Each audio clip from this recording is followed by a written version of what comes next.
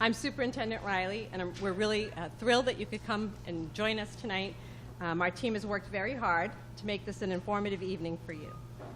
And tonight is not about any one assessment in particular, but rather about the assessments we do use in the district and what purpose they serve. I would like to introduce our speakers this evening. Assistant Superintendent Dr. Kenworthy, our Director of Pupil Personnel, Dr. Caldwell, our principals, PHS, Mr. Littlefield, PMS, Mr. Amaral, Hathaway, Mrs. Little, and from Melville, Mrs. Medeiros. They'll all be presenting a portion of tonight's presentation for you, and then we will have a panel where we can do some questions and answers with all of you. In addition to our own folks, we are really excited to host Mary Ann Snyder, who's the Chief of Educator Excellence and Instructional Excellence from the Rhode Island Department of Education, and she will be sharing some information with you on the PARCC exam.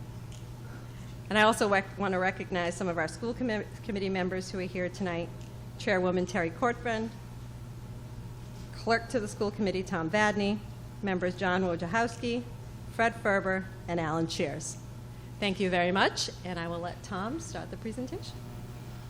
All right, good evening, everyone. I'm actually going to try to use this mic just so I can walk around a little bit, just so I didn't have to stand in front of the podium. I am going to have a couple of slides myself that I'm going to be going over. So thank you to Superintendent Riley, and thank you all for taking the time to come out this evening. We were happy to see once we had to plan for this at the beginning of the school year that we weren't up against a Patriots Monday night football game or anything, but I know it's still a very busy time of the year, as we're approaching the holiday season and we're starting to get into, all of the concerts and various school holiday events. So thank you very much for taking the time to come here this evening.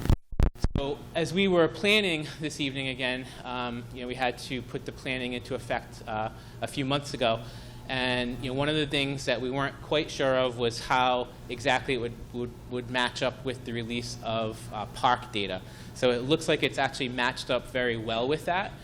But again, when we were planning this, we weren't completely sure. So the way that we decided to approach the evening was to, yes, talk about PARCC as we're going to do, but we thought we would wrap it around the topic of assessment in general. And PARCC, really stressing that PARCC or any type of standardized test is just one of the different forms of assessment that we may use for varied purposes within our schools. So that's kind of the table, so to speak, that we're going to try to set for you this evening.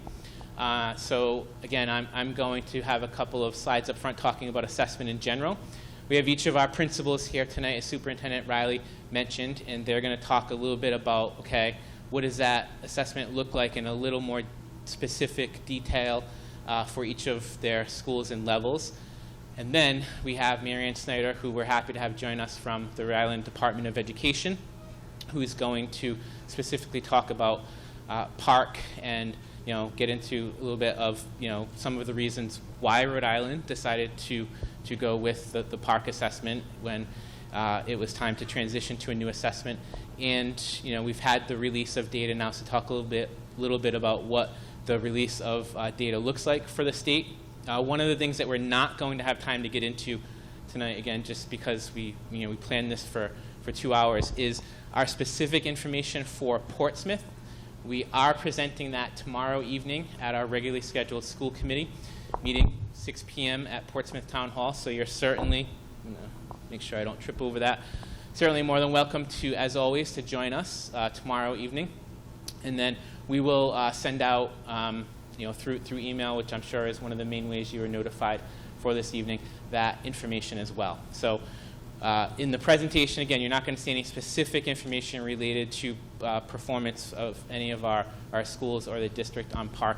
We will talk in general terms around the release of state data, and I think that will be a good kind of introduction for tomorrow evening's presentation, looking at how we did specifically in the district. Okay, so that's what we have planned for you this evening.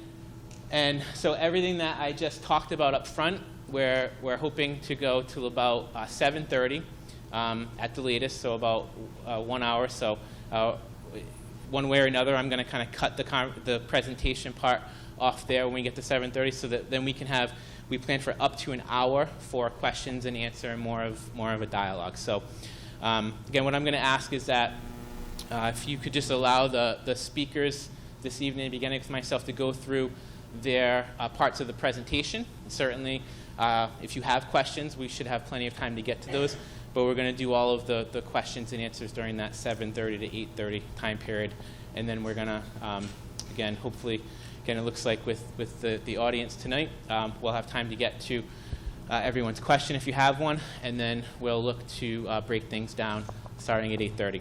As Superintendent Riley mentioned, this is being filmed by our friends at Portsmouth this week, so the entire 2-hour forum will be televised at various times through our local cable access.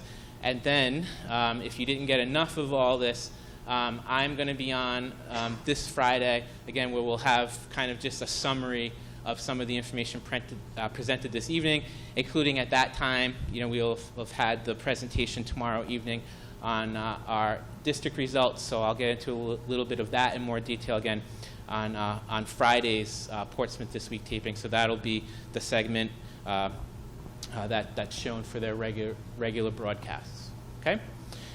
All right, so again, kind of what I want to do is just talk about assessment in general terms and kind of lead up to that part where the principals are then going to come up and talk about, okay, I'm going to kind of use the educational jargon terms and try to explain those to you, break those down for you a little bit. But when the principals come up, they're going to talk more about, okay, what exactly does this look like at each of our levels in their individual schools. So, I think a good starting point is when we talk about assessment in this day and age, we really have to come back to this idea of a comprehensive assessment system. So that's a term you may hear us using occasionally. We do have a policy in the district that speaks to this specifically, and whether we're talking about PARC or any of the other assessments that we use, all the way down to the tests and quizzes and the classroom assessments that teachers may use on an everyday basis.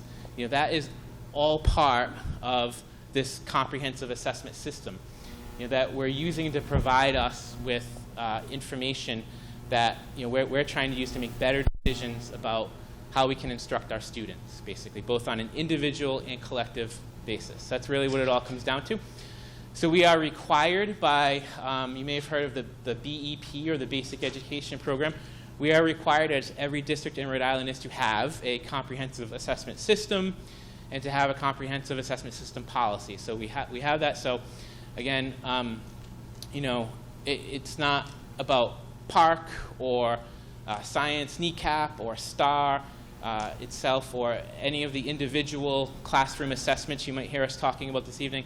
It's really part about how they all connect as part of this comprehensive assessment system. Okay.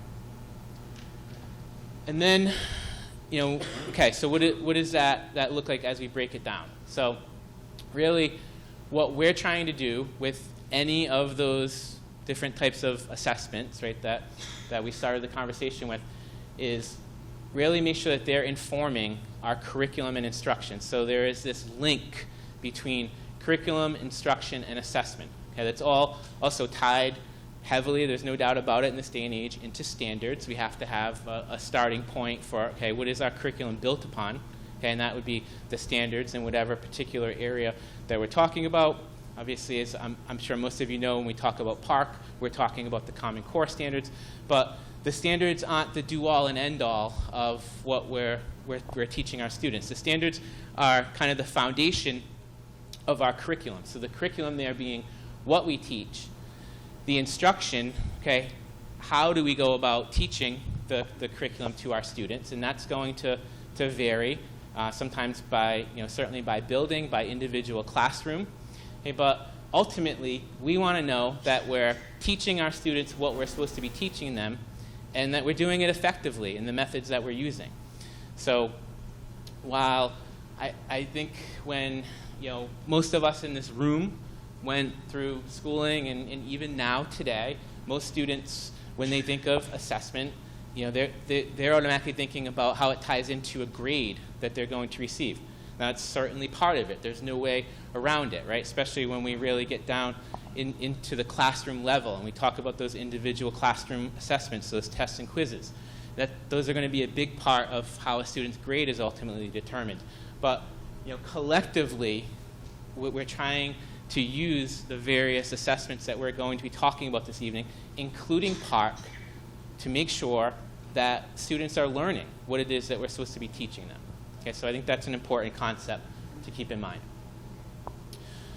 Okay, and then we throw these terms around a lot, so I figured I would cover them in my part. And when the principals come up, I ask them not to talk specifically in these terms. Talk more about what the actual assessments look like in their buildings. But hopefully you see the link here to when we talk about assessment that we use in schools in this day and age. You might hear us talk about in terms of formative, interim, and summative assessments. So again, we're kind of building up to that PARC topic, no doubt about it, right? PARC is a summative assessment at the top of this pyramid analogy. Okay, it comes at the conclusion of a larger period of learning. In the case of PARC, it's designed to measure what students should have learned in a particular school year. Okay, but it could be maybe a final exam that's given, for the same purpose, probably at the high school level. Most standardized testing, though, that we talk about, most assessment that we're doing at a larger state level is going to fall into that summative category. Okay, then, if kind of the more common everyday assessments are at the bottom there, those formative assessments, those assessments that are happening every day at the classroom level, again, those test quizzes, but maybe even informal assessment that you don't maybe see direct evidence of tied into grades, but teachers are trying to use somehow, again, to gauge what are students learning, what they're hoping that they're learning through what they're teaching. Okay, so those formative assessments happen more commonly at the individual classroom level. Then we have to determine, as either a school or a district, okay, you have multiple classrooms, in any school at any grade level. Even in our elementary schools, there may be 3 or 4 different second grade or first grade classrooms. So we need to have a way to tell the district, okay, how is our assessment overall, on a larger level, a school or district level, measuring up? Are students learning what it is that we're hoping they're learning by what we're teaching them? So that's where we're going to talk tonight in those terms about the STAR assessment. And so that's a new assessment that I'll talk about a little bit more, and then our principals will talk about when they talk about what things look like at their level. Okay, so those are the terms you may hear us throw around once in a while, but that's basically what they mean and what we're getting at there. Again, but they all link together, right? They're all part of that comprehensive assessment system that we talked about. They're all tied heavily into the curriculum and the instruction and what it is that we're hoping that students are taking away from what we're teaching them. Okay? Okay, and then my last slide here is to just talk a little bit about, so any of those assessments that we talked about, whether it's the individual classroom tests and quizzes, the STAR testing, even all the way up to PARC testing, if we're having students sit for an assessment, again, whether it's at the classroom level, school level, when it comes time for whatever state testing we're giving, then we in Portsmouth would, and as I'm sure this would be very similar to what you would see in any district, that the assessments that we're taking up the time during a school day to give the students should meet this criteria here. That's projected. They should be purposeful. There should be a reason why we're having students take these assessments. Again, there may be different purposes, when you look at the everyday tests and quizzes that are happening at the classroom level versus what's happening, all the way up to a higher level like PARC. But there's a purpose why we're having students sit for this assessment. We wouldn't, as a district, as professionals, as parents ourselves, we wouldn't have students sit for assessments that we felt were meaningless. So again, it might be an obvious thing, but hopefully it's a thing that we can all agree on, that there is a purpose for why we're asking students to take any assessment. We believe that assessment should be time efficient. So depending on the type of assessment, okay, that it should be as time efficient as possible so that we're not taking up any more minutes in a school day than we need to for the assessment. Now, that's going to look different, again, if we're talking about at the classroom level, an individual test or quiz. Obviously, when we get into having to administer tests to larger groups of students across the grade, across school, across the whole district, then sometimes we need multiple test sessions to do that.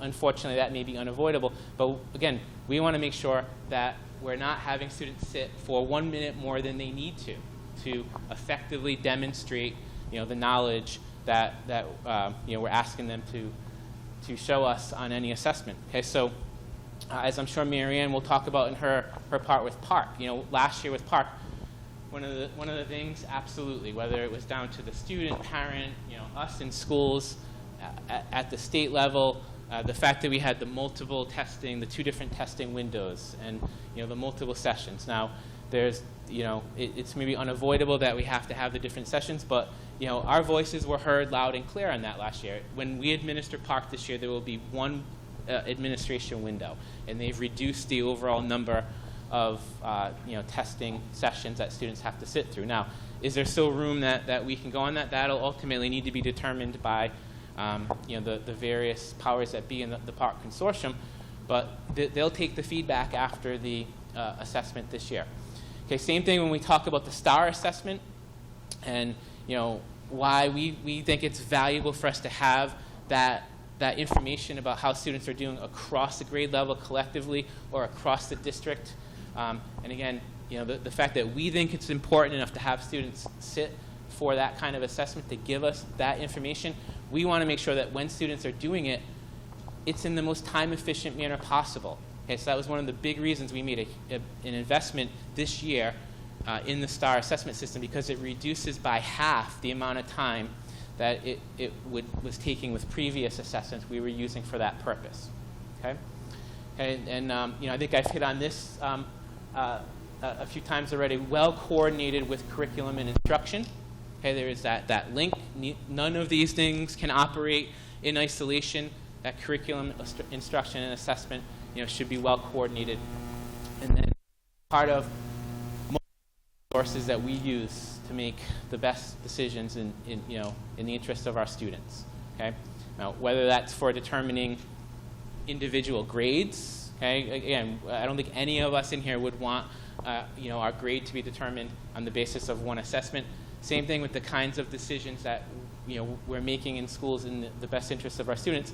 So we need multiple data sources to be able to make those decisions. Okay, so that's my part. I've already taken a little longer on that than I wanted to, so I'm going to have our principals come up and again talk. So all of this that I've just talked about, just to talk a little bit about before we get into Park, what do some of the other assessments look like? Okay, at our individual levels, our elementary, middle, and high school levels. So first up, we have our elementary principals.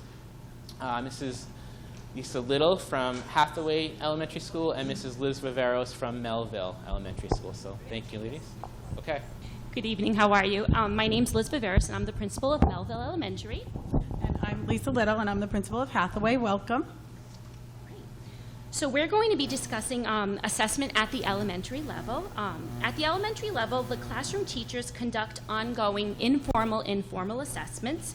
These assessments are used by teaching and learning, and they are used to develop classroom instruction in activities and to differentiate instruction within grouping. I'm going to be addressing the first 2 assessments here on the slide, and that's ESGI and TRCs. So the ESGI, it's an educational software for guiding instruction, and our kindergarten teachers use this software. They use it to gather student performance data and to develop instructional groupings in the areas of literacy and mathematics. The TRC is an assessment for text reading and comprehension, and this assessment is used to test literacy skills for students in the areas of accuracy in comprehension, oral and written comprehension, and teachers use this information to gather some instructional groups and to develop the guided reading groups. We use a leveling system through Fontes and Pinnell, reading A to Z, and these levels help the students determine whether or not they're in independent or instructional guided reading groups. Okay. All right, that's great. All right, so up next, in terms of our writing program, we have some writing benchmarks that we use. In all grades K to 3, our students have 3 units of study in their writing, and that's narrative, informational, and opinion writing. We do pre-assessments so that we can see where the children are as they enter the unit, and we do post-assessments so that we can see growth. And again, as Dr. Kenworthy mentioned, all the while throughout the instruction, we're also using different forms of assessment. We do have a common rubric at each grade level for each one of those types of writing that we use. Teachers will often calibrate their scores so that they're on the same page and they're looking for the same things, and then they score those. And oftentimes we will share papers and score and blind score, which means they don't see the student's name at the beginning on the pre-assessment, but we're sharing amongst teachers and scoring. The other thing about our writing program is that there are student checklists along the way, which is encouraging students to self-assess as they go along, whether they're looking and editing their papers or assessing for what's on the rubric. We also encourage our students to do the self-assessment. Our math program is Math and Visions at the elementary level, and for Math and Visions, students in grades 1, 2, and 3 take a pre-assessment, which is really a readiness assessment, so we can see what they're ready for in terms of the curriculum in that grade. Kindergarten does not have a pre-assessment with Envisions, but they use the information that Liz mentioned in the ESGI for those math skills. Every grade, K to 3, takes a unit test at the end of a unit. Those tests are taken on the computer. We started to really push for that. Some teachers, we were not doing it on the computer, at least I know, and at Hathaway we weren't, but anyway. We are pushing for on the computer because it gives them more practice for that and it makes them become more fluent in that, so they're all done on the computer now. Those end of unit tests will let us know what skills the students have attained, and they'll know what skills that we need to go back to as we start our next unit of study and revisit so that students know those. And then we have an end of the year assessment for the Math and Visions, which shows growth over the entire year. And that helps us to have some of those conversations that Dr. Kenworthy talked about in terms of across grade levels. The last part on our slide is the STAR assessment that you also heard a little bit about already. This year we've used it as a screening tool. This is our first year using STAR. It is very efficient in terms of time, and it does provide a lot of data for us. In kindergarten and first grade at the beginning of this year, we used the early literacy and numeracy piece. Our plan is to use the reading and math piece for grade 1 at the mid-year, and then for grades 1, 2, and 3, the rest will be the reading and math. So we have, STAR also has some capabilities for progress monitoring and seeing where students are throughout the year. We have not done that. You've done some of that. I take that back. They've done some of that at Melville. We have not done that yet. We have another training for our STAR assessment, and hopefully we're looking to learn some more about STAR Custom so we can customize those assessments and see exactly where to go with our students. So thank you. How's that? Thank you. Oh, would you like me to introduce Mr. Amaral? Sure. Okay. Okay. Mr. Amaral is the principal of Portsmouth Middle School, and he is up next. Well, probably the most important assessment that you can do are the teacher-created assessments, and I see a lot of teachers here this evening, because those are the ones that give you instant feedback about how students are doing. Those are the ones that are tied to the instruction that's happening in the classroom. Those are the ones that can provide students with the ability to be creative and to write and to think beyond the scope of the standards, okay? Because that's basically what we want to do. We want to raise the rigor by having assessments that are going to be real, timely, and developed with classroom teachers. And that's the first one that I think is the most important. We ask our teachers every day to inform their instruction by doing exit tickets or reflections at the end of each class to see and do a barometer where the kids are. And then from that, we use that information for instruction for the next day or the next week for the students to be able to get the material they need to get to be successful. Writing is very important. One of the things at the middle school that we have done because of our beginning of the year in our writing assessments is improve our writing scores. When we don't do it anymore, but we did do the state writing assessment. We were on the upward trend because teachers were really looking together and sharing within grade in a blind scoring method, a way to be able to boost students' writing. Because colleges are saying the more kids write, the more successful they're going to be when they get to high school and beyond. So we want to focus in on writing, and we still do that today informally. We do that at the beginning of the year and at the end of the year to measure students' progress, and we also do it depending on the particular type of writing to move students' performance. The BOY and EOY is beginning of the year and end of the year assessments that we give just to make sure that our instruction and our students learning at the rate that we want them to learn in each individual subject.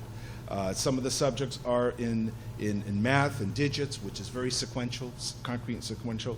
And we also use the Algebra 1 Orleans-Hannah Algebra Prognosis Test. We've probably been using this for at least 18, 20 years to help us gauge where students' success would be in the 8th grade Algebra 1 program.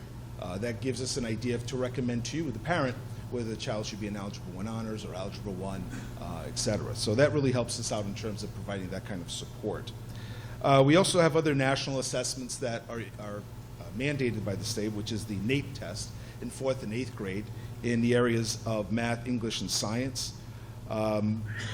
It's not given every year, but some years we have 4th and 8th grade, some years we just have 4th, some years we just have 8th. It's really a lottery system. Throughout the state, only 40 students are given the test, not everyone in the grade. The students are not given the individual results back, but the state does use that as a barometer to see if the particular curriculum is aligned to the national standard. And the one that I'm really happy with this year, and I think that all the principals were very pleased that we had some input to try to get away from what was called the Scantron test. Students didn't like it. It was long, it was tedious. It did provide some feedback, but it was taking too much instructional time away. So the district moving to the star-based assessment, the assessments went from an hour and 15 minutes to maybe a half hour to 35 minutes. The kids like it better. They're more enthusiastic about taking it. And we're still getting that snapshot in time about how students are doing. But the most important part about our teachers and what we're using this information for is to be able to get, at least in the snapshot of time, how students are doing and how we can move the curriculum or the instruction to meet the students' needs, individual needs. Our teachers at the middle school are experts at differentiation. So trying to get what they're doing, what the students are doing right and move them beyond, and figuring out what the gaps are, even though sometimes it might be minor, to try to support those students in those gaps. In middle school, as you know, if you have a middle schooler, they go through huge transformations, transformational years. They go from the concrete rather, to the abstract. And they all go at different stages. And because of their changing mind, their growth in their mind is happening so rapidly, sometimes they'll remember one thing one day, the next day they forget everything. It's probably the same at home when you're trying to get them to do things. Well, the same thing is true with the middle schooler. But if we do get timely assessments, get feedback, rework our instruction, it helps the student, it helps the classroom, and it helps everyone grow. And that's ultimately what they do.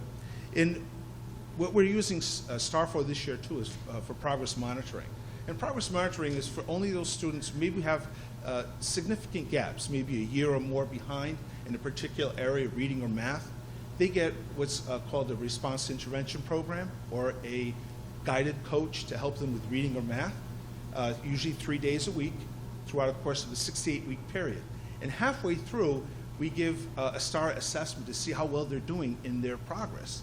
That helps the students because they're very proud of their accomplishments and reaching their goal. It also sees if the intervention is helping them grow. So I really think because of the test and because of the teachers' professional development with this kind of test, it'll help students constantly monitor their progress and see if they're making progress towards their goal.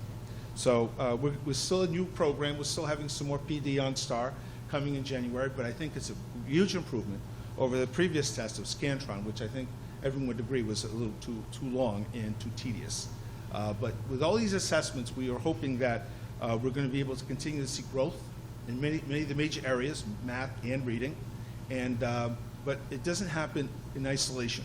It happens with real good teaching. It happens with real good involvement in terms of professional development with curriculum, make sure our curriculum is rigorous, and to constantly monitor to make sure we're meeting those goals. At this time, I'd like to introduce Mr. Littlefield, who will come up and talk about the high school assessment program. Hi, good evening, everyone. I'm Bob Littlefield. I'm the principal of Portsmouth High School. And just here to talk about our portion of assessment. And I'm sitting here thinking that all you've heard about since we started is we assess this way, we assess that way, and we assess multiple ways. I live over across the bridges in South County, and I'm surrounded by different farms, and there's a sheep farm that's right near my house. And it reminds me tonight of a story about a sheep farmer who called the veterinarian saying, "My sheep won't grow." And the veterinarian said, "Well, how do you know that?" And he said, "Because every day I go out to my flock, I take them one at a time, I bring them back to the barn where I've got a scale, I put them on the scale, and then I go out and I get another sheep and I bring them back and I put them on the scale. And I've been doing that for 6 months, and they aren't growing." And the veterinarian said, "What are you feeding them?" And he said, "I'm not feeding them anything. I'm spending all my time weighing them." That wasn't bad, right? We don't want to make that mistake. We don't want to constantly be weighing our sheep and not feeding them. But what we are trying to do is strike a balance between spending all of our time assessing and really getting to know our learners, and really getting to figure out what it is that they know and are able to do, and how can we meet their needs. So I've got my different assessments that we use at Portsmouth High School. And the first category is the assessments that we have created ourselves. And we have a system at Portsmouth High that incorporates Common Course Assessments, CCAs.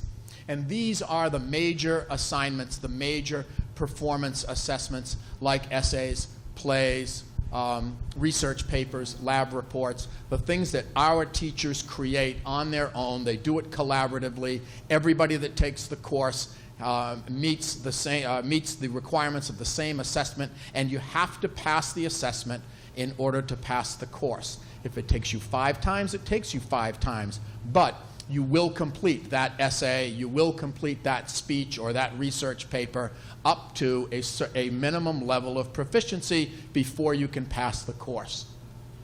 We also have traditional midterm exams that we administer in January, and final exams. But again, these are built cooperatively. All of our Algebra 1 teachers give the same midterm exam and the same final exam. All of our U.S. history teachers, etc. And they're scored together. They're scored collaboratively. And we really put a lot of faith in our own homegrown assessments. And our ultimate homegrown assessment is our senior project. And that's where our seniors choose a topic of their own interest, and they spend a good part of their senior year doing research, going out into the field, working with someone in the field, a mentor, and then finally giving a final presentation before a panel of teachers and the public about their particular topic. And I invite everybody who's here to come on in and volunteer at Portsmouth High School next spring, I think it's May 23 and 24, where we shut down for the afternoon, and it's our seniors' opportunity to stand in front of an audience and show you what it is that they've learned at Portsmouth High over the last 4 years. Now, we also have 2 formative assessments that we don't create ourselves. One is the PSAT. That's the preliminary SAT that we have been administering to all of our 10th graders and all of our 11th graders in the month of October. And we've done it for the last 2 years. There's no consequence to it except for a couple of kids who might qualify for National Merit Scholar consideration. But the PSAT is really designed to let you know your readiness for college to give you kind of a predictor of how you might perform on an SAT or how you might perform later in an advanced placement test. And we also, at the high school this year, have begun to use another formative assessment, the STAR assessment program. And we administered in English 9 and English 10, and in all of our, and English 11, excuse me, and then in all of our algebra courses and our geometry courses, a quick STAR assessment where the students took it on computers, and we were able to get fairly immediate results. Again, they have no consequence, but they let us know where our learners are, they let us know what their level of readiness is, and they help us to make decisions about who needs help, who should be in what group, and how can we best serve you as a learner. And then we have our last three, our bottom three. These are our external summative assessments. These are the ones that are not created by the staff at Portsmouth High, but do have consequence. We administer the science kneecap to all of our 11th graders in May, and we administer an SAT on a voluntary basis. Students choose to take the SAT. They usually begin in the spring of their junior year, and many then take it a second time in the fall of their senior year. And still, many colleges and universities require either the SAT or its competitor, the ACT, in order to be considered for admission to college. And we also administer advanced placement exams. We offer 14 different advanced placement courses, college-level courses at Portsmouth High School, and all students who enroll in those courses commit to taking a standard national test on that subject in order to get credit for the course. Last year, we administered well over 400 advanced placement courses to students who took college-level courses while they were at Portsmouth High. And then, those external assessments, kneecap, SAT, and AP, give us a sense of how our students are doing compared to their peers in other communities and other states. We have a lot of faith in our own homegrown assessments, senior project and those comprehensive course assessments, but they don't really tell us about how our kids compare with those in Massachusetts or New Jersey or in East Greenwich. And these more standardized national tests do that for us. So I do just want to allay your fear and set aside that impression that all we're doing is weighing our sheep. We are spending a great amount of time and a great amount of energy in figuring out the best way to deliver our instruction. Thank you. All right, so thank you to all of our principals. Again, so we've tried to kind of set the stage, so to speak. We haven't talked about Park at all. There's a lot of attention right now with the release of the state data. We'll have the release of our district data tomorrow evening, and then as soon as we come back after the new year, we're going to start getting ready for this year's administration of Park. So we're pleased to have with us from the Rhode Island Department of Education, Mary Ann Snyder, who tells me she has a new title tonight with our new commissioner, Chief of Teaching and Learning, which is a little more comprehensive. No raise, Yeah, just a new title. All right, thank you. And I'm going to get her presentation ready.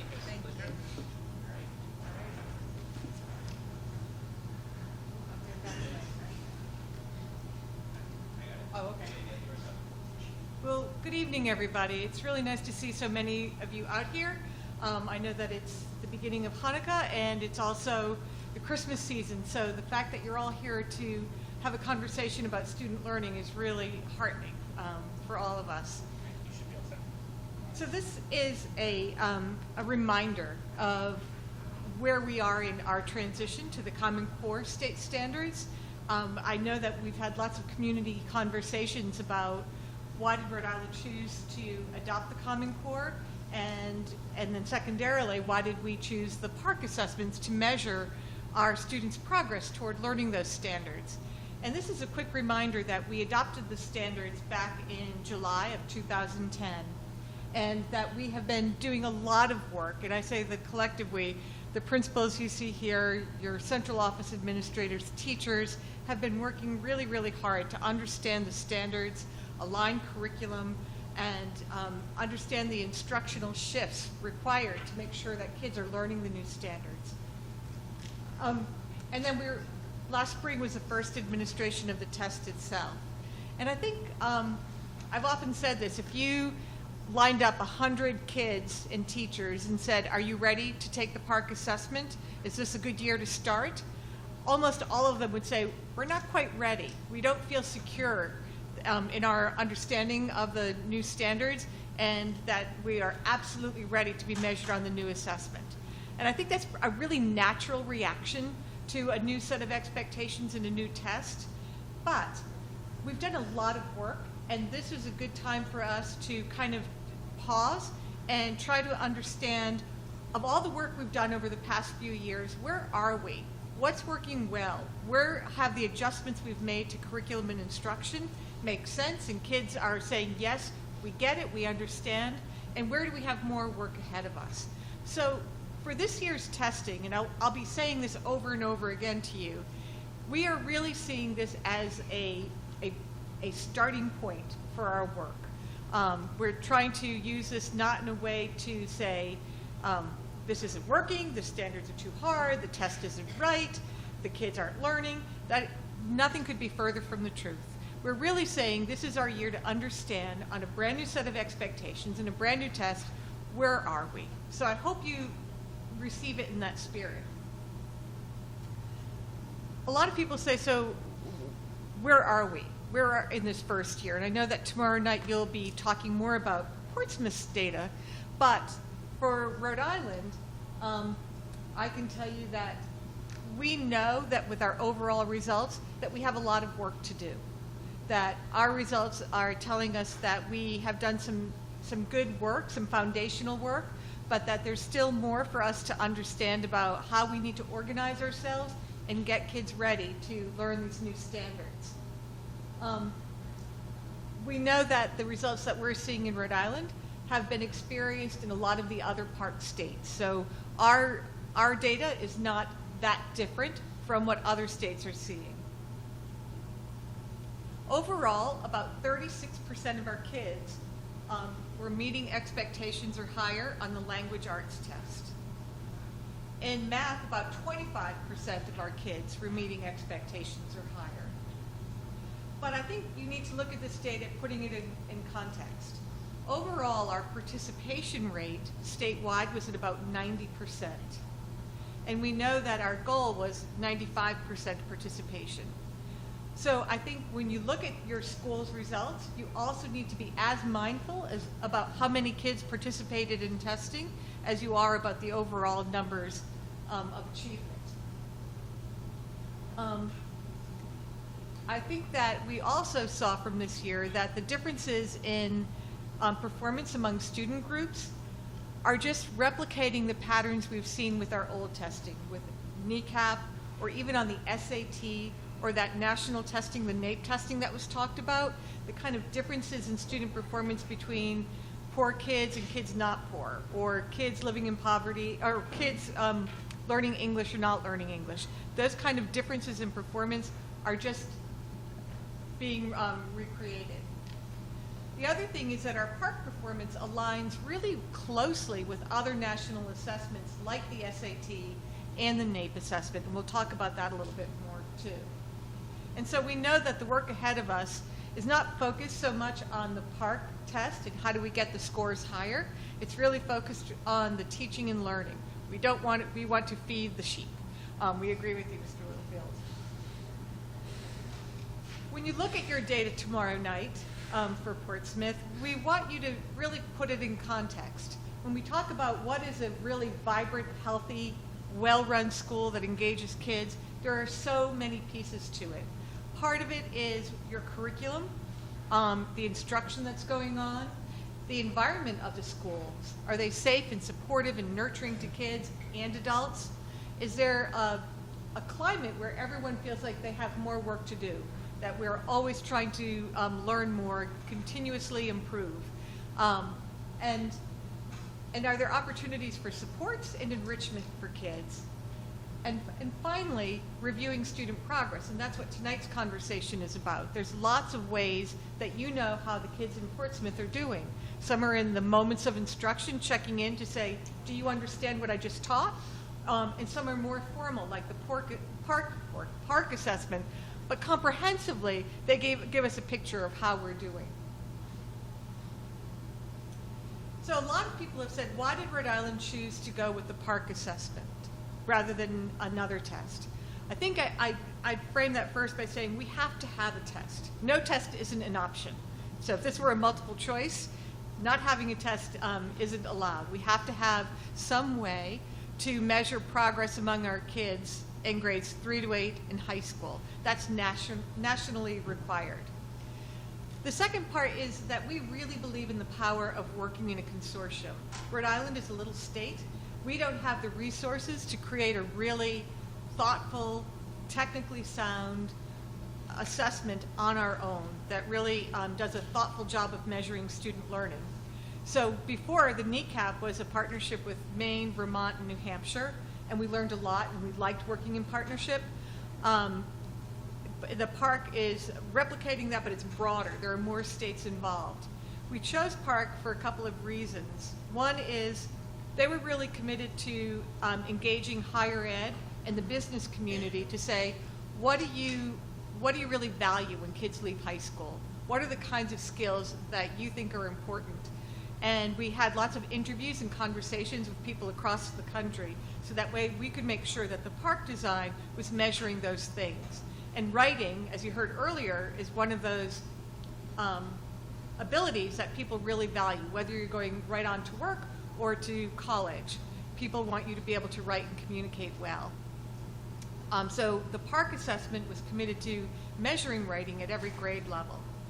We were also interested in the fact that the states that were in the park consortium were more like us. So when people looked at the NECAP data, they thought it was great that we could get a window into how New Hampshire was performing in Vermont, but they said, we don't look a lot like those two states. We're more like Massachusetts, or New Jersey was the other state that we were compared with.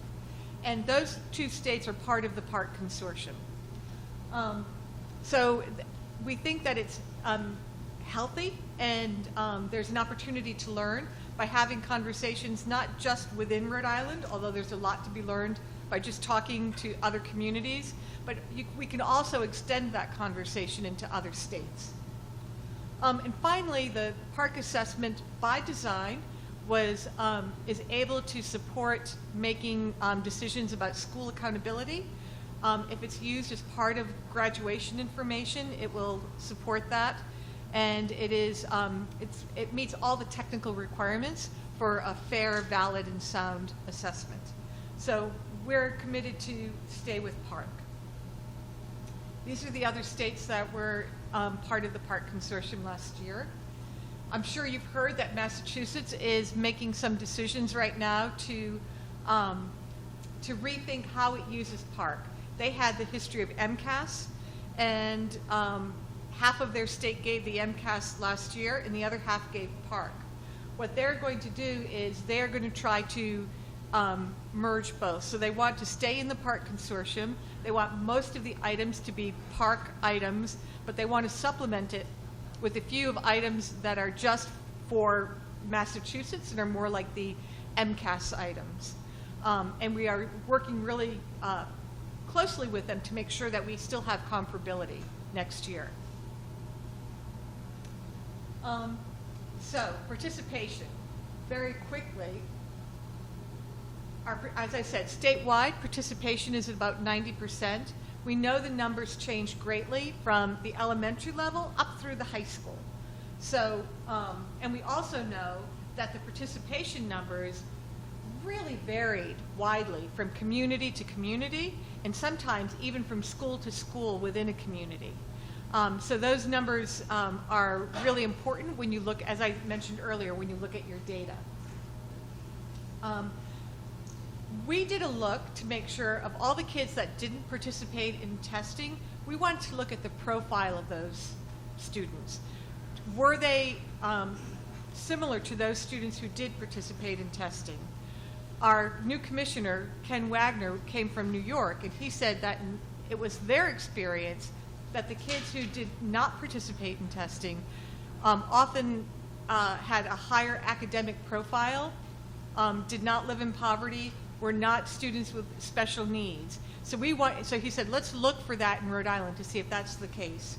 We found out that that didn't happen in Rhode Island, that we do, in fact, the kids who did not test have a very similar profile. And I'll walk you through. This is just the participation rate in ELA from grade 3 all the way up through high school. And this is it in math.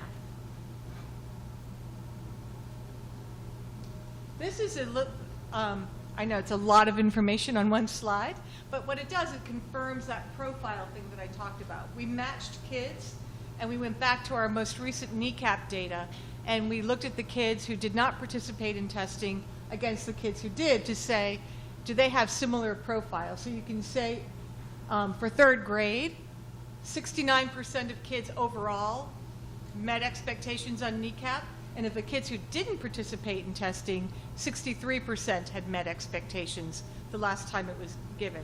So their profile was similar. The same is true in math. Now, I can't make that claim for every school in every community. There are some communities that, where that might not be the case. So that kind of analysis would have to happen school by school. So when you look at this year's results, and we talk about 36% or 25% meeting expectations, we really have to keep in mind that this is the first year of a brand new test. It's very, very predictable that scores go down the first time you transition to any new testing program.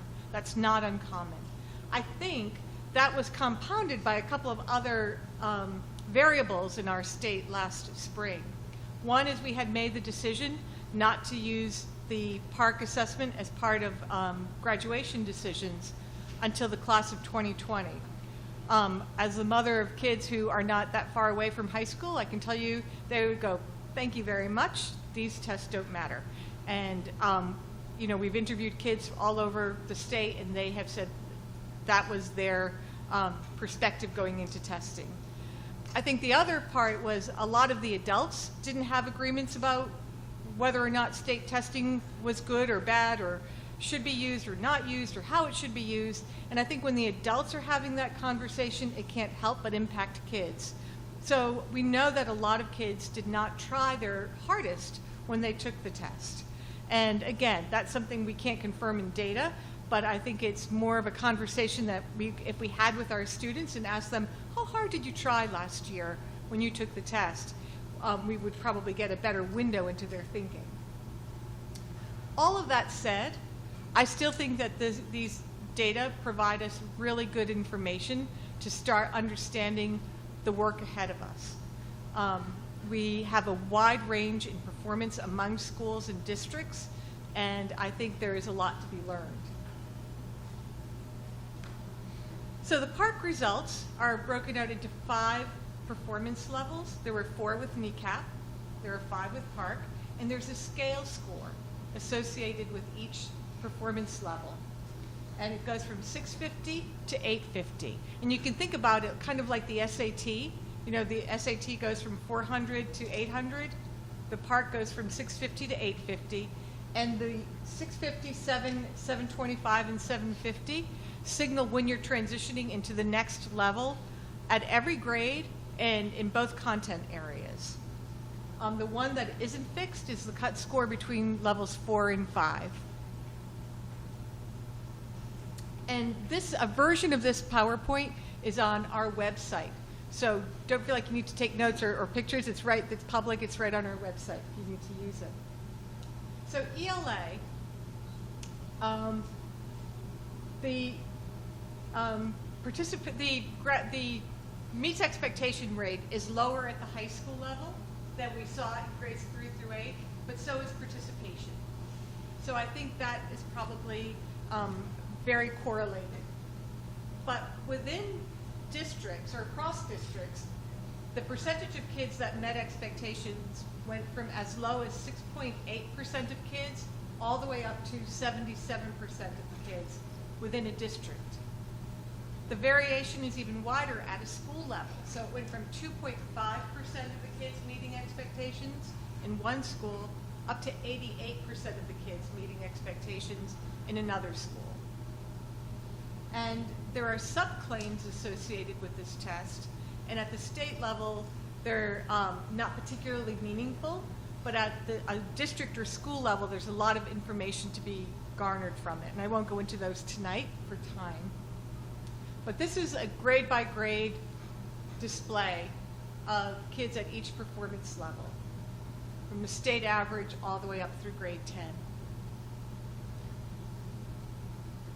These are the subclaims. So not only do you get a holistic score of how your kids are doing in literacy, it's broken into reading and writing.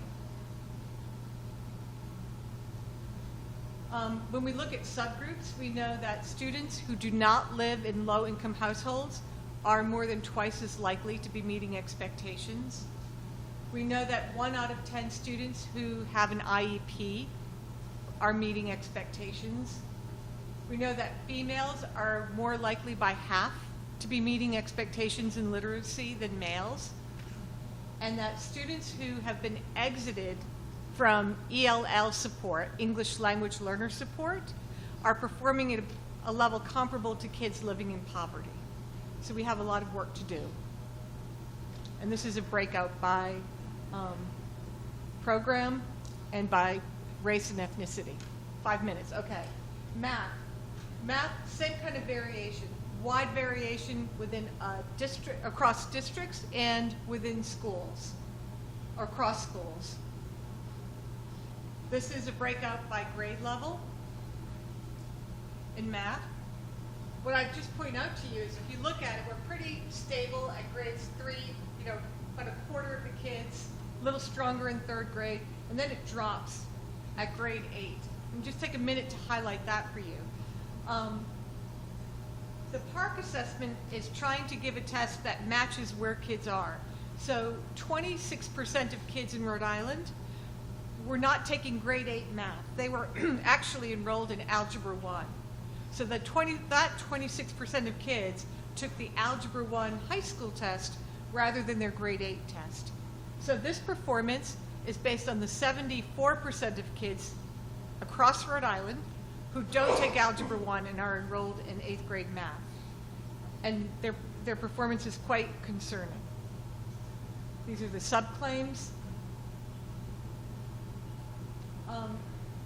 So, although 26% of the kids on average took Algebra 1 if they were in the 8th grade, I know that varies greatly from district to district.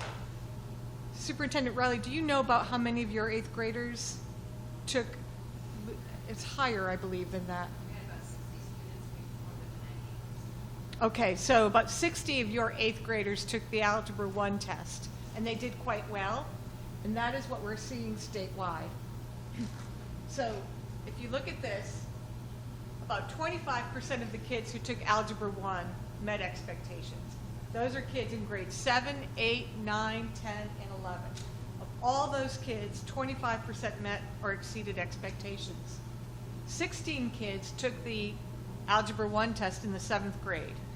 They are all performing. They're going to be our engineers. They're ready to go. In the 8th grade, that 26%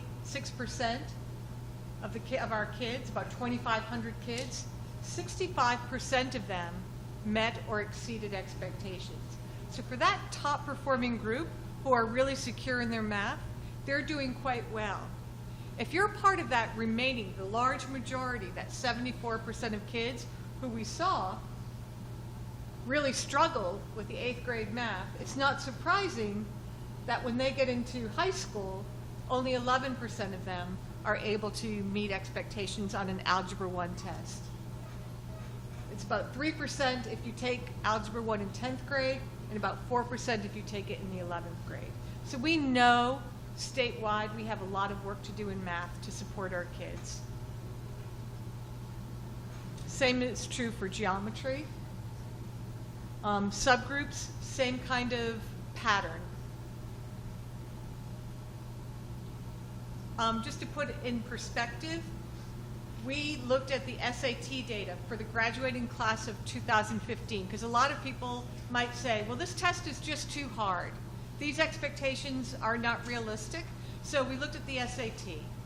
About 59% of the kids who graduated last June took the SAT in Rhode Island.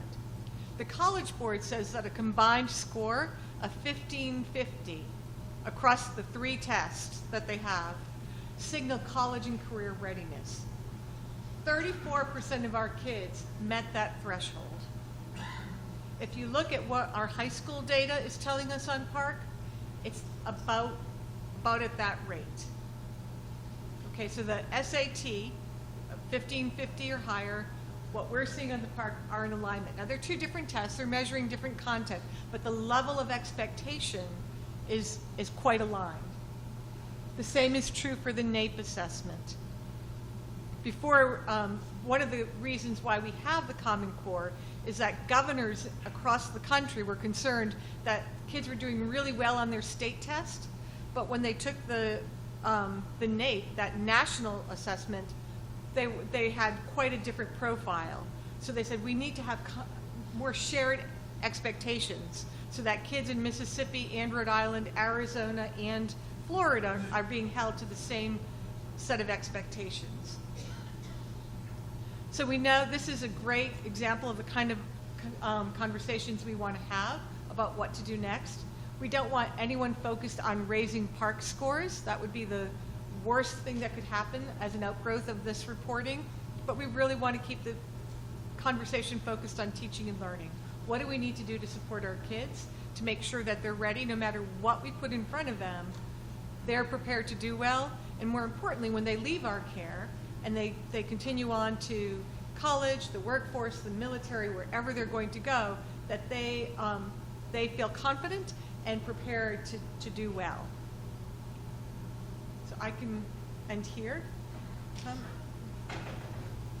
right, thank you, Marianne. So we wanted to save, we had said we would save the last hour for questions and answers, so I'm sure there was some information that Marianne didn't get to that can come out maybe in some of the questions and answers or even some of our principals. So what we wanted to do for this part is to call back up our 4 principals who presented and Marianne. And so if you want to come up and have a seat at the tables here to my left or right. And also, as part of the panel, we're going to call up Dr. Caldwell, our Director of Pupil Personnel Services, who's here this evening. And so one of the parts, so for full disclosure, Dr. Caldwell was also prepared to present this evening, and I cut her out as we were, trying to finish the design of the presentation in this evening, because again, we wanted to make sure we had said we would save the last hour for questions and answers. So in her presentation, she was prepared to talk about how do we support all learners? How do we support students who have an IEP, have certain learning needs when it comes to this kind of, or any type of assessment, really, that we're giving, whether it's Park or any of the assessments that we talked about. Okay, so again, a couple of things. What we're going to ask is if you would come to, we have the 2 microphones here in the aisle, so if you would come to the aisle if you have a question, just if you could state your name, and you don't have to get into too many specifics, but whether you're a parent or maybe just a community member. You can state what your question is, and we'll, at least one or maybe a few of us will weigh in on the question. And again, I just want to remind everyone, we are being taped this evening, so you don't have any surprises if somebody tells you that they saw you. This is going to be aired on our local cable access channel, and then later on Portsmouth this week, we're going to do a condensed version of some snippets where I'll go on Friday and just kind of do a recap. Okay, so don't be shy. If anybody just wants to come up, we'll maybe alternate on different sides of the aisle. And we have a taker. All right, excellent. Thank you.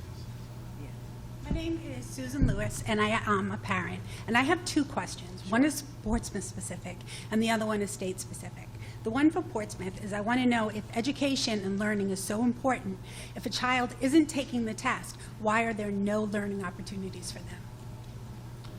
Okay, so I assume that question is specific to Park for students who didn't take There's, Park. for any standardized test, there's no learning opportunity. You can bring a book, and you can sit there and read your book. You can't stay home, because then you're truant.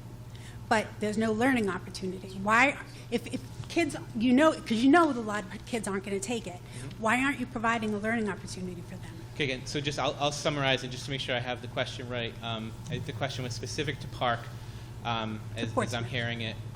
When we had the test administrations for Park last year, if students chose not to take the assessment, we did ask them to stay in the room where the testing location was. Again, at the end of the day, we can't force a student to do anything. So while we weren't going to have anybody force them to take the assessment, we did ask them to stay in the location, and they could bring a book or something to do while they were in there. So that's a decision we made as a district. That doesn't answer again, my question. uh, There's no learning opportunity Okay, so I'm trying to provided. answer the Okay. question. Okay. Okay. So that's a decision that we made as a district. I was definitely part of that decision, and the main reason for that is that all students should be taking the assessment. Why? That's something that we believe in as a district. Again, going back to those But if tenets the that we parent talked doesn't about. feel that they should, why is it your job to say that they should? Well, again, we're not going to force the student to do anything at the end of the day, but it's also then, I guess the way I would answer that, both as an educator and a parent, it's also not our responsibility to provide those alternate learning opportunities during a time that we've set aside for the So assessment. you don't provide education during the hours for education? Well, Just say, if that's how it is, just say it. Just say, if you're not going to take the test, we're not going to give you a learning opportunity. Just say it. I just want to hear you say it. I think what I would say, Mrs. Lewis, is that we expect all students to take the assessment. But you know they're not going to, so if they don't, you just won't provide them with learning. Okay, you answered my question. My other question for the state is, why would you ever make a standardized test part of a graduation requirement? If you have faith in your school districts and in the classroom assessments that they give to their children, why would you ever make a standardized test part of a graduation requirement? I think and we're having that conversation, so we're going to be opening up a conversation to superintendents, principals, and parents within the next couple of months, and we can talk more about that, about where we're going next. But I think what we know right now is that grades are important. They signal a lot, but there's a lot of variation about what an A means or what a B means or what a C means. And we use the SAT, or colleges and universities tell us that they either use the SAT or Many ACT. don't use them. Some of them do. Some of them use it to kind of wade through the thousands of applications they get. And other times they've told us that we know high schools really well. We know that if a student gets a B at Portsmouth High School, that's comparable to an A in another high school. And they know them that well. So we know that there's a wide variation in grading. And that's for very different and reasonable reasons. But what the business community and colleges have also said to us is that it's helpful to have some kind of outside credentialing to kind of verify that there is a level of literacy and numeracy that is externally calibrated beyond what the grades are within each high school. So if a child gets through school, and they have A's and B's, but then they take the assessment and they don't pass it, they don't graduate? No, that's the conversation we're going to be having over the next So couple the of requirement months. is just to take the test? Which requirement? If you decide that as a graduation requirement, they have to take the test, the requirement isn't to pass the test, it's just, we want you to take the test because we want your I'm data. not saying that. So I'm there are two asking. things. Right now, taking the PARCC test is more about school accountability and understanding where kids are performing than it is about a graduation decision. Because if you remember, the Council on Education made a policy change last year that kids will not use the PARCC assessment until the graduating class of 2020. That's my daughter, she's 2020, and that's a concern for me, because she is an A and B student. She's a wonderful student. She's never done well on those things. And my concern is, are you going to use that as a basis to say you graduate, you don't graduate, or is it just, we want you to take the test because we want your data? That we're going to have that conversation next month. So what the council has told us is that we can start making sure that we have shared vision for how we're going to graduate kids and what diplomas will mean, both to within a community and statewide. So I'm sure there'll be open conversations, and maybe we can talk more then. Okay, I certainly hope so. Thank you. Thank you.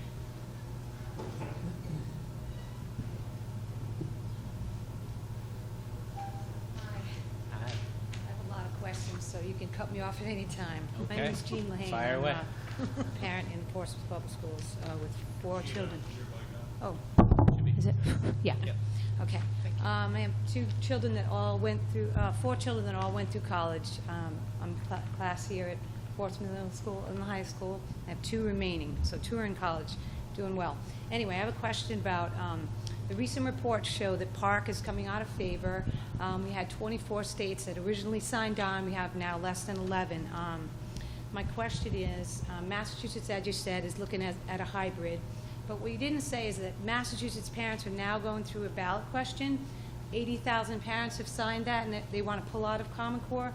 So my question is, if they do that, would we consider maybe doing something along an alignment with Massachusetts to go back to their standards and look at maybe a test that they're going to have as opposed to the Park test, seeing as the states are dropping it, or is that? That's way above my pay grade. But I would say Okay. what I know right now is that we are absolutely committed to the Common Core, from the governor to the commissioner to our council. And from what I know about the Massachusetts team, they are committed to the Common Core. They're making adjustments to the park and the MCAS, but I think they're quite committed to the Common Core. Okay, will parents be able to see the incorrect answers that they got on the test? MCAS, they used to let the parents see what was, the incorrect answers so that the parents could see what their deficits were. Will that be offered for Park test takers as well, or no? No, we're releasing one form of the test, but multiple forms were used. So you'll see some of the items that kids took, but not all of them. Okay. The main sell of the test, I think, was that we would be able to compare students, state to state, district to district, class to class. But here's a little bit of my concern with that.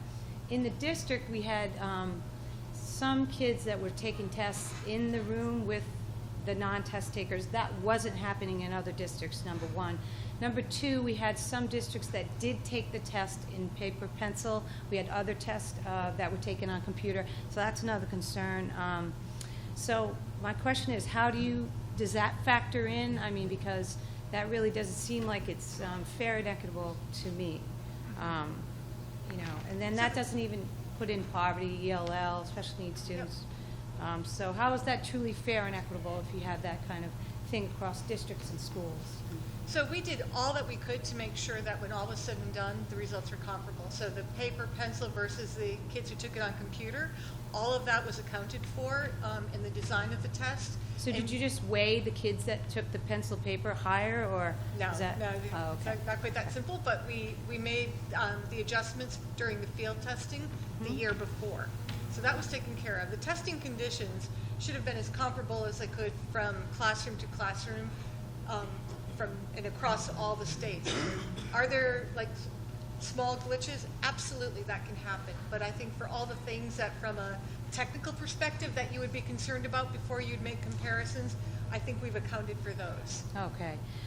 Since the Common Core acts as like the data tags for the Park test, shouldn't we be examining those standards a little bit more scrutiny? Because heard numerous reports about the Engage New York, the Common Core, at least what I've seen in some instances being developmentally inappropriate, fraught with errors, the math placing children a little bit behind, according to Dr. Milgram, who was on the validation committee. So my question is, will we be scrutinizing that a little bit more with the standards themselves? Based So on is there a particular standard and grade level that you're concerned about? I So I can't can look- I know name them a almost standard off the top of themselves. my head. I'm just going from reports that I've read that over 500 early child educators have said that especially at the younger level, that the standards were developmentally inappropriate. So I couldn't say to that, but I could give you the document that has Sure, their I've read a signatures lot on of the this. reports online, and so one of the natural things that happens with any body of standards is after a certain number of years, they always go through a review. So I would imagine in a couple of more years, There will Okay. be a comprehensive look at all the standards. Okay, great. If the tests are used to evaluate teachers, how do you, this is curiosity to me, I just was wondering about this. How do you use a math and an ELA test to evaluate those teachers that teach music, art, science, social studies? How do you don't. do that? We don't. Oh, so you don't do that? No. So how do you, because I know We don't even APPR use the PARCC test to evaluate teachers. Are you gonna in the future or no? It depends on how ESCA goes. Right now, it would only be used to provide 10% of all the evidence for Okay. teachers, for only those teachers who. Because New York, it's 50%. I'm just curious. we're you not know? New York. Great, great, Yeah. great. That's great to hear. Let's see, okay. Since we know that the PARCC Consortium entered into a contract with the federal government to collect all the data. No, we didn't do that. Actually, we have a document that says that PARCC signed a document with the federal government to I would love to see extract. that because- I will get you that. I will get you from Dr. Peg Luxick, who has that information. Okay. Anyway, so what we're hearing is that all these, the tests, the assessments, the STARS, the IXL, is collecting copious amounts of data from our children. Fair enough, okay? But as a parent, what I want to know is, how do I get access to that data file?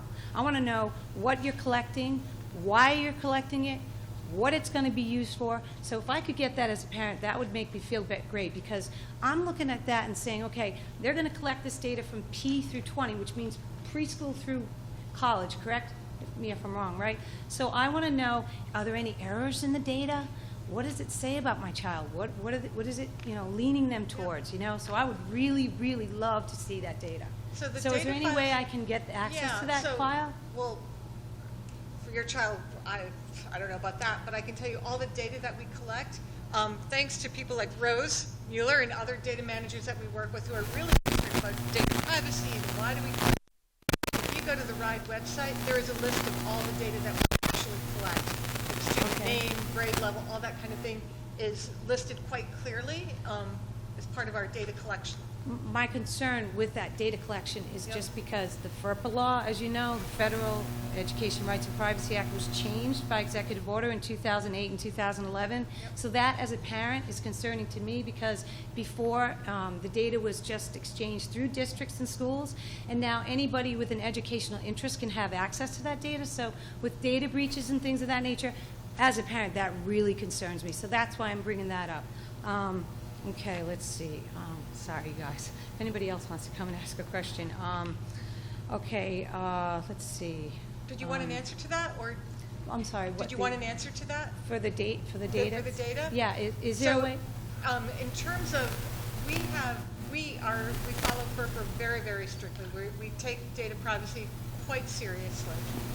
Even if people have an educational interest, we do not ever share personally identifiable data, regardless of who they are. So Okay. if there is a researcher who wants data, we strip all student identifiable So down to information the- from it.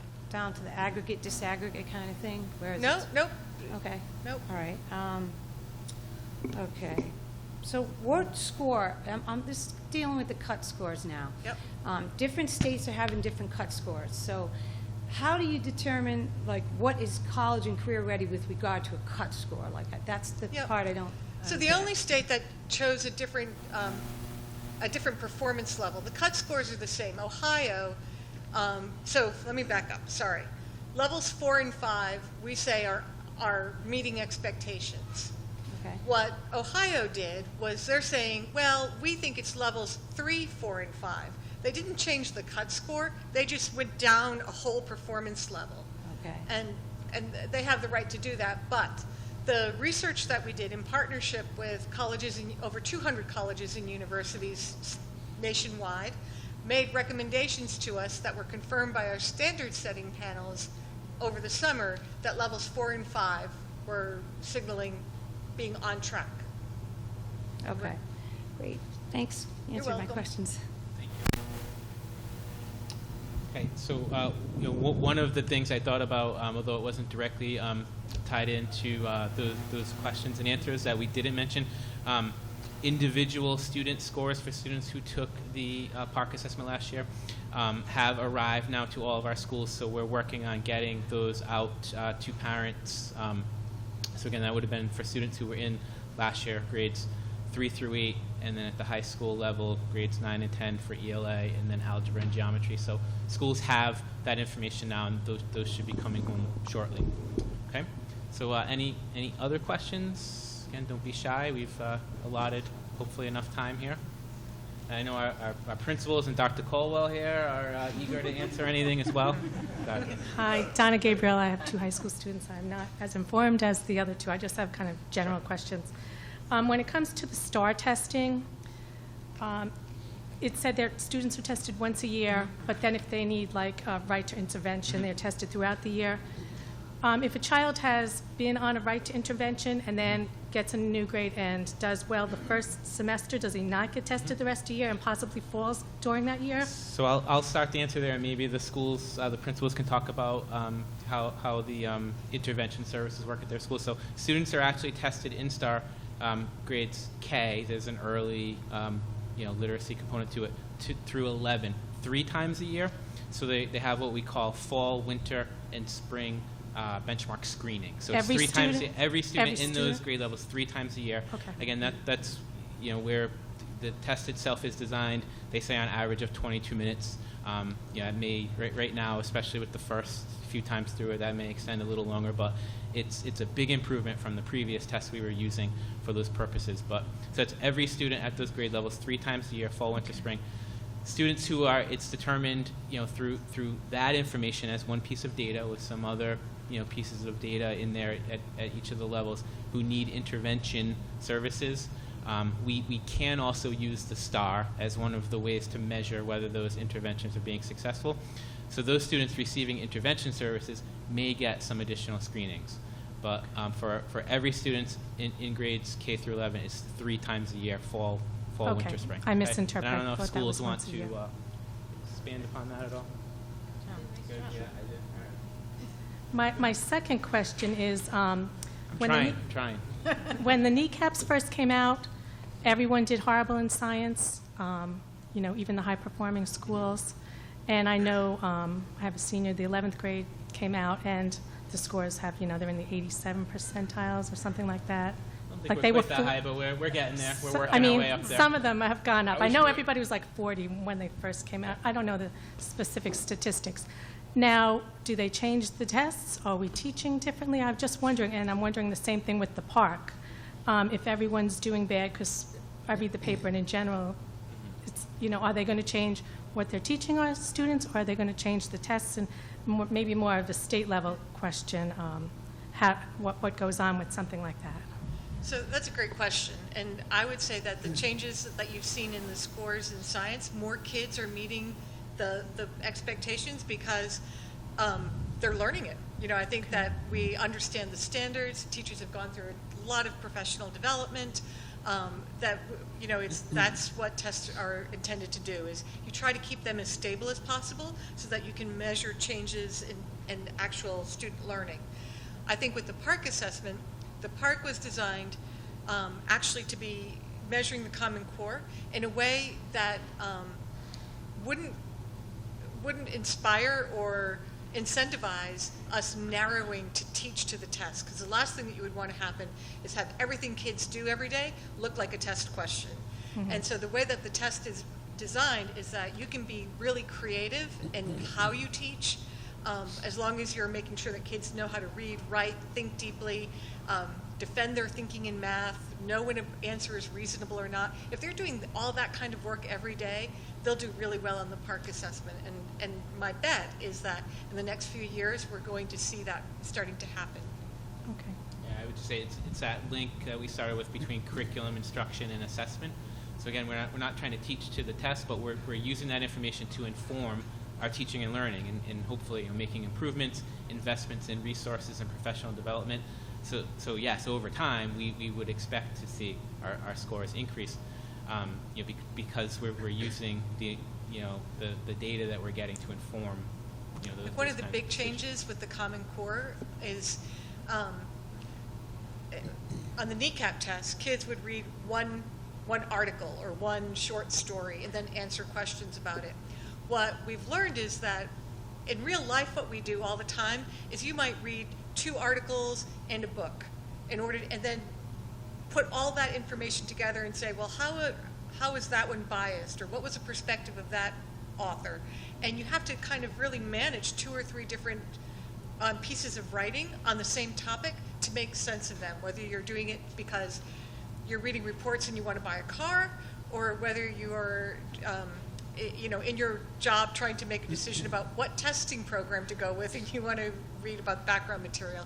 So it's a different kind of teaching and learning that has kids doing those kinds of things every day in the classroom, so when they encounter them on a test, they can do that confidently. Isn't it important to mention that we're not any longer going to be able, even if we have in the past, we're not going to be able to teach to the test, because the test isn't designed for that kind of education. Yep. The test is designed to, as you said, test ability, critical thinking, and you can't really prepare somebody in the old testing preparation. That it's going to be interesting to see how test preparation companies adapt to this, because theoretically you can't do it. Can you just, sorry, Mrs. Lane, could you come up to the microphone? Thank you. Yep. Came up with this test, his name's David Coleman. He said, and I'm quoting here almost the letter, that there's no way you're going to get around teaching to the test. I can produce you the quote. So, I mean, if you're saying you're not teaching to the test, that's a little disingenuous, okay? So, I mean, the guy that wrote the test is saying that. So David Coleman didn't write the test. Well, he was one of the architects of the test. He was let's one be of honest. no, Okay? no. He was one of the main groups of the He was one of five the that architects came of up the Common with Core. Achieve Corp that He's a wrote- friend of mine. I can Okay, tell you. well, I could give you the quote if you want me to the next So I meeting. think there's a difference I mean- between teaching to the standards and teaching to the test. So in my mind, bad test prep is when every day you're giving practice items on the test, and you're saying you're going to be asked a test question that asks you to pick out 2 things here and write this up. That's horrible. That kind of test prep that narrows the curriculum is dull and mind-numbing, shouldn't happen. What David meant, and I don't know the quote, but I know him well enough to imagine that he would say, if we're asking kids to read primary source documents from history and make sense of them, because that's the kind of deep reading and thinking that they're going to have to do on the test, then yes, kids are going to be asked to do that kind of work every day in the classroom. So that way, whether they're taking the SAT or the PARC or anything else that they put in front of them, they're prepared to do that. So that's very different in my mind. I have a question that's kind of related to that. In New York, they have a system where, I think this isn't happening here because I haven't heard this yet. But New York, if they're teaching a certain way and the child comes home, say math problem, and they come home and they bring it back the old way, they're marked wrong. Is that the case here too, or no? I don't. Are you teaching a specific way to do math so that they can do that math for the test, or are you teaching myriad ways of doing math? That's my question. Multiple ways. Okay, that's good. That's good to know, because I am hearing some horror stories of people in New York telling us that the kids are coming home and saying, "This is what we have to do." Their parents are going, "What are you talking about? This is the way you do it. This is the old way." And they're saying, "No, if we do it that way, it's marked wrong." I just had one last question now that I thought of it. Will you be using, the dates are go from 2017 to 2020. Are you going to use this test as a graduation requirement? That's exactly the conversation we're about to have statewide. So is that going to be a state decision, a district decision? Do you know yet, or? Don't know. Okay, all right. I might have more questions, I don't know. And we would You can just obviously. take the mic back with you. Sure, we would obviously, you can come up, sir. We would obviously make our decision as a district level once it's firm and set in stone what's happening at the state level at a minimum, where again, as Marianne has mentioned a few times, right now, what's on the book, so to speak, is that no later than the class of 2020. And the other thing I just wanted to mention, we talk about a test prep. I think one of the things that we fully recognize, all of us as educators and leaders in the district is, last year, what may have skewed a lot of the perception around test prep as well was with this being, this was the first time that wholesale across the board, we went to doing a test like this on computer for every grade level. So especially at our younger grades, we probably did take a little more time last year than we will be going forward, because now our students will just be more and more used to it, on making sure that the students were ready to take an assessment like this on the computer. And again, I think one of the things with the STAR now being a computer-based assessment is, again, there'll be less time needed to make sure that students, starting in 3rd grade when PARC testing comes around, are ready for that kind of assessment on a computer. So I just wanted to make that point. Yes?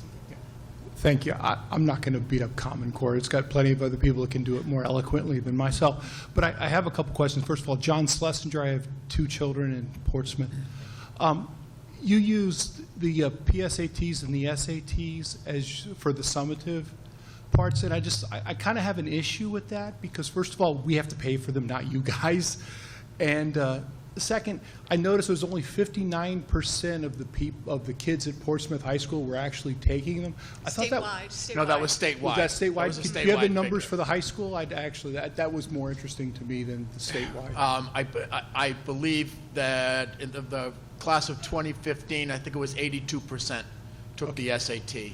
Thank you. That makes me feel a lot better. The 59 seemed awful. Right, yeah. And I also want to qualify that that the Portsmouth School District paid for, over the last 2 years, the Portsmouth School District paid for the administration of the PSAT. That was we administered the test at no cost to students, and if students choose to take the SAT, then yes, they do incur the cost. Right. That's why I'm not sure it's valid to put up there, because it's something completely different. It's not evaluating you, it's evaluating the child as they go for the colleges. That's all. That's my point. Oh, I think one of the things we were just trying to show was as students move up per grade level, like how assessment in general may start to look different. So no way around it. SAT, PSAT, those kinds of things are obviously a much bigger deal at the high school level. And we do have a high percentage of students in Portsmouth taking the SAT. Anyone else? Don't be shy. We have about 25 minutes left remaining that we committed to be here for, so certainly want to. John?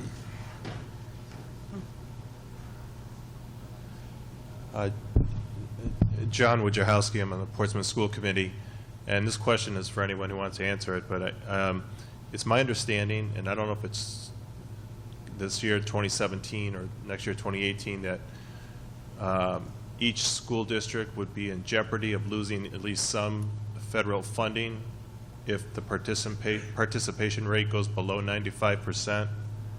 Is that accurate? Theoretically, yes. Probably not. So I just received a letter from the U.S. Department of Education because of our public release of the PARC data. They noticed that we did not meet our 95% participation rate. So they, the letter includes a list of all the possible implications all the way through losing some of our federal funding. But before they would incur that penalty on us, we have to come up with a corrective action plan to say what we will do to try to meet our participation rate this spring. So we're working on that right now. Okay. Do you know if Commissioner Wagner is, if he's making that clear to the General Assembly? Because I worry sometimes the General Assembly, because you can see this is a little bit of a political football with Common Core and testing, and Sure. The General Assembly, at least a person in that organization could say, well, let's pass a law that just says allows parents to opt out of testing, and obviously that would put us on track to lose federal funding if such a law were to pass. And so, is he communicating with the leadership of the General Assembly on that? He meets pretty regularly with the Okay. General Assembly, but I will say if he were here, what he would be saying, if I can channel my inner Commissioner Wagner, is that he does not want to have a battle over testing all year. He thinks that's the last thing we need. He said that he believes that testing is a necessary part of a program in public schools. It's our obligation to make sure that our tax dollars are being used well, and state testing is one of the ways that we can do that. We can get a window, as the data that I showed you, into how are all the kids in Rhode Island doing. But we know that there are some parents who have very strong views on this. What we're hoping is that we can build an understanding so that they trust all of us collectively to make good decisions on behalf of their children. Testing is one of the thousands of decisions you all make every day on behalf of all the kids in Portsmouth. So we want to have that conversation, but we don't want to get into a battle with parents, for sure. No, I agree, and and it's one data point. Yep. It certainly doesn't reflect what a child is capable of, for sure. But I just worry that there could be an implication for taxpayers, if the federal government actually pulled that trigger. Absolutely. Yeah. Okay. Thank you.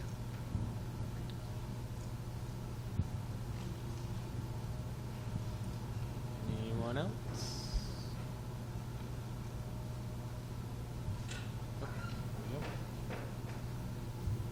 Hi, my name's Sandy Takis. I have 3 daughters. All of them went through Melville. One's still at Portsmouth Middle School, one's at Portsmouth High School, and one's doing really well at URI. So I thank you for the Portsmouth school system's continued professionalism and the work that they do every day. It really helps kids. My question is, well, the first question is, you mentioned NAEP, and of course we're talking about Park. What were the tests that were considered, and why was Park picked, and why wasn't NAEP used? That's a good question. So NAEP wasn't an option. NAEP is a federal test. As Tom described earlier, it's given once every 2 years, and it's only given to a small sample of kids. So we couldn't make any conclusions about Portsmouth because only a handful of kids take it. The point is to get enough of a sample to make a statewide judgment about how we're doing. And then they list out how all the states are doing. So that wasn't an option for a state test in grades 3 to 8. It's only offered in grades 4 and 8, and then there's a grade 12 piece that we've never participated in. Okay. Were there other Yeah, testing there's one besides other Park? big consortium. It's called Smarter Balanced. And we didn't go with that one for a couple of reasons. One is the states that we were working with under NECAP were in there, and those are the very states that when we talked about looking at how they were doing against Rhode Island, people said, we're not like those other states. So the states that were more like us, Maryland, New Jersey, Massachusetts, those kind of states were in it, and that really guided a lot of our thinking. Right. So I'm a little bit old school here, and when I was in grade school, when a teacher told me to take a test, I took a test. So I guess my question is, why isn't the Park required for all the students to take? Why is there an opt-out? Is that a law? Why are we going here now? I don't believe I've ever heard anyone opting out of the kneecap. Maybe I just was No, we didn't have. uninformed. It's a new phenomenon. So why? I think you'd have to ask the parents who are opting out. Okay. Well, No, I asked that question myself when we administered Park in the spring and had one participation rate, and then followed that up with the grade 11 science kneecap test and got nearly 100% participation. So we're trying to figure out, again, we're trying to know the learner, and we're trying to figure out what was the mindset, and I think a big part about it was that it was a hot topic. It was an unknown. It was coming in for the first time, whereas kneecap had been with us for a number of years. But there was just lots of talk and lots of communication about this, and lots of talk about participating versus not participating. But there was none of that discussion with kneecap. It was, let's get down to business and take the test. So there was some discussion out there during last year, during the administration of the test, and then after the kids took the test, some of the feedback was that the subject matter that was on the test wasn't the subject matter that that was being covered in their classes. So the feeling out there was, or one of the feelings out there was that, how can I do well at a test when I'm not taught the material that's on it? And I understand you had already mentioned a little bit about first year administering the test. The alignment between classroom study and the test might be off because it is the first year, but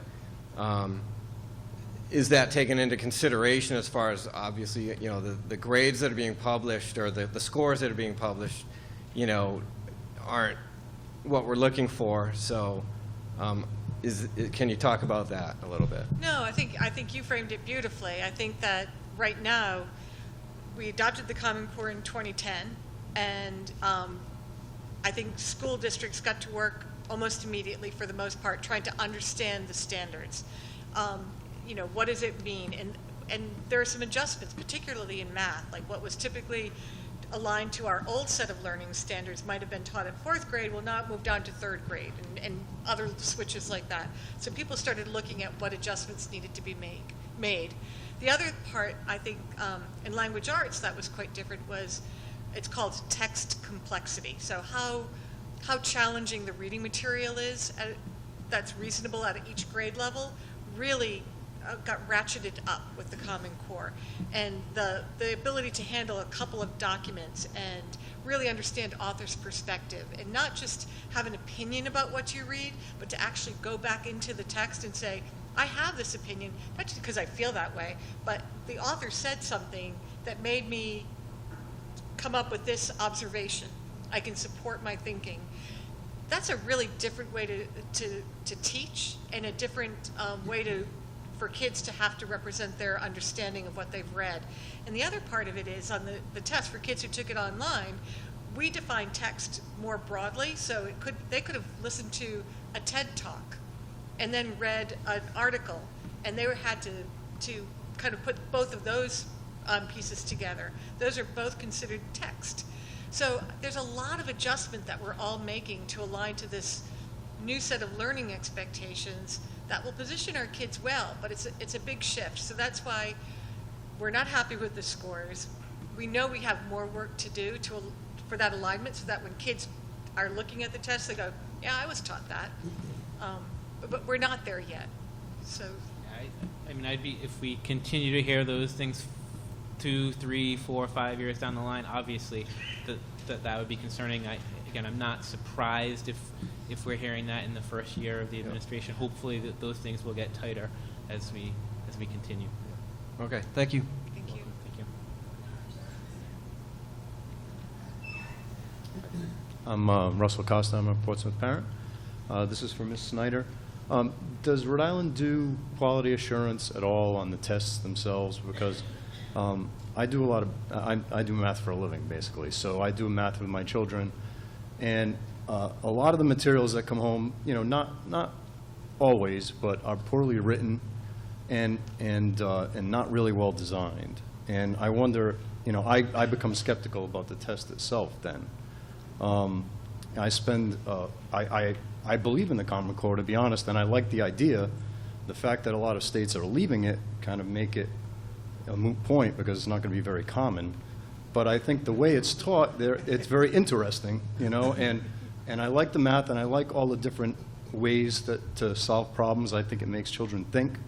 But I'm just wondering if you or any of your staff actually look at the tests closely and talk to a lot of the towns and cities about what they're doing to really build their curriculums to match the test, because the curriculum does have to match the test in its approach and how people are, how we're asking our kids to think about math.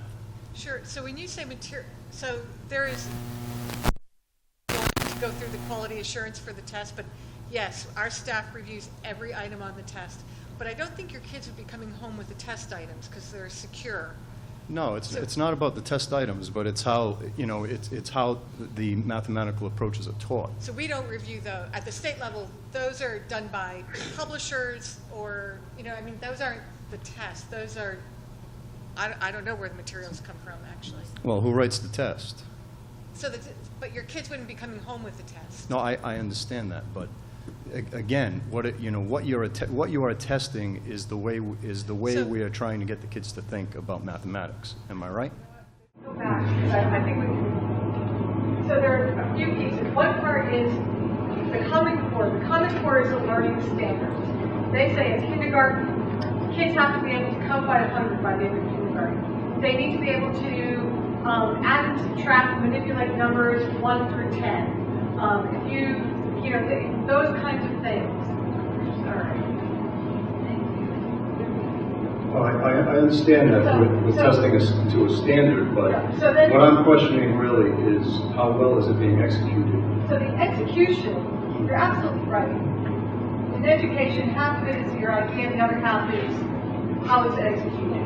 So what the state did is we adopted the standards. Those are the Common Core. Those are online, they're published everywhere.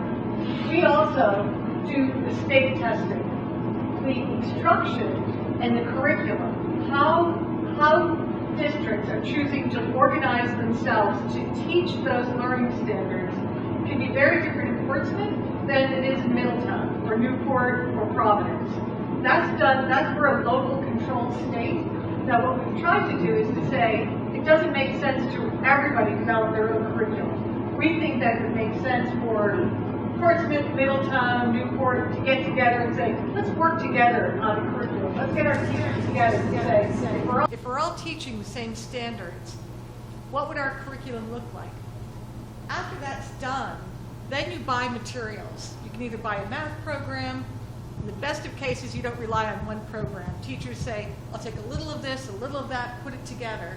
And all of those materials kind of breathe life into the standards. That can be done. There are as many publishers as there are people in this room who offer materials. Many of them say they're aligned to the Common Core. Very few are. So a lot of the work we've done is to build teachers' expertise to be able to review materials, to go, this is awful, this is really good, this is okay. a little bit of an adjustment. Now, if you're seeing materials coming home, They're probably aligned to the standards. They've probably been bought because people have said they align to the Common Core. But I think it's still rather new, and I think it's going to get better and better over time. But you're probably seeing some stuff that isn't as strong as it could be in the future. Well, and not just that, but, you know, when you see numbers like 25%, you know, there's something wrong. Yep. And I'm skeptical of that we're really teaching things properly. Or the actual scores, and the expectation of scores are misaligned with the actual, what's achievable at this time. But 25% is not a number. I don't know what, obviously we'll find out what the Portsmouth numbers are tomorrow. But 25% is not good enough. I agree with you. I mean, I'll be surprised if they're that bad here in Portsmouth, but, you know, 25% is really blowing me away. We are higher than the state average, but I mean, I think in all areas, we recognize the we're not at the 25%. So there are some districts that are much, much higher than that. I think Rhode Island, we were hurt last spring by the political climate in our state, quite frankly. I think that there are some districts that are much, much higher than that. I think Rhode Island, we were hurt last spring by the political climate in our state, quite frankly. I think when adults have very strong opinions about things and they're not in agreement, kids can't help but feel that, and I think that had an impact actually when they walked in to take the test. Because when I know that on average, the city of Boston had higher results than our statewide averages. The city of Boston. So when you think about poverty, English language learners, all those kinds of things, they are faced with those kinds of conditions, and they had better than 25% in math and 36% in English language arts. So I think we could spend a lot of time asking ourselves, is the Common Core the right set of learning standards? Is the PARC the right test? Were the conditions just right when we gave the test? I would say that if we spend all our time analyzing that, we're missing the point of doing what you said, which is focusing on the teaching and learning, saying our kids being asked every day in every classroom to persevere through difficult problems, to come up with creative ways to solve math, because there are more than one way to solve a problem. Are they asked to kind of build that muscle to be able to hang in there when work gets hard and complicated? Do they know how to work with others? All those kinds of things that we hope our kids leave our schools with are the things that we need to be doing every day. So if we focus on, is this the right test? Is this the right whatever? It's a distraction to the real work ahead of us, which is focusing on teaching and learning. So I think we. Yeah, and you know, when we first went to the Common Core, you know, I spent time looking at what they were for each when my kids were in, I think, my oldest was, I think, in 3rd grade at the time. And I looked at, and it was all reasonable, and I looked at what was taught, and it was consistent with it. And then the next year came along, and I looked at it, and everything was consistent, so I didn't really think twice about it, and we were still doing kneecap testing, and the testing was very good, so when I see 25%, I'm just really skeptical of the actual execution of the testing and whether it's really consistent with what's being taught. So. Yeah, and so I think, you know, school culture is so important, and I think if we get more, and that's why I'm so appreciative of these kind of nights where we can have these conversations and talk about the test, because I think the PARC test was really new. I think there was a lot of skepticism and fear about what is this test, why are we doing this, what is this about, and I'm hoping that with these kinds of conversations, this coming spring we can be a little bit calmer about it, and we can really get a more accurate picture about where we are in teaching and learning. You know, so I appreciate your comments. I just know that when I look at all the other PARC states who've released their data, they face the very same conditions that we're facing. I don't think New Jersey is very different from Rhode Island. You know, you have in terms of population and density, you know, and they didn't have the opt-out levels that we had, and they have better results than we have. So I really think a lot of our data is driven by the climate that was occurring last spring. So what happens if more states start to opt out, and you know, and it really doesn't become as universal as I think, you know, to be quite honest with you, I hoped it would be. Yep. So then what? I mean, do we stay committed to this line of testing? So there are two pieces. So I want to be really clear. The Common Core and PARC are two different things. So the Common Core is being measured by PARC. It's being measured by the Smarter Balanced. The state of New York developed their own test to measure the Common Core. So PARC can change and evolve. The more important piece to me is the Common Core. I agree with you. I think they're the right set of expectations for our kids. I hope the PARC stays. I know that there's a lot of political discomfort with the PARC testing, so things are evolving. You know, some of the states that I showed you have left, mostly for political reasons. As they change, we'll watch and we'll evolve and we'll learn with and from that. But I don't think we're going to move away from the Common Core. I think it's the right set of standards. No, I agree. Again, I get concerned about, are we really building our curriculum properly and our instruction levels right, or is the test flawed? So, I mean, it's got to be one of those. So, thank you. Okay, so we have about 5 minutes left, maybe time for 1 or 2 more questions. Emily, do you want to?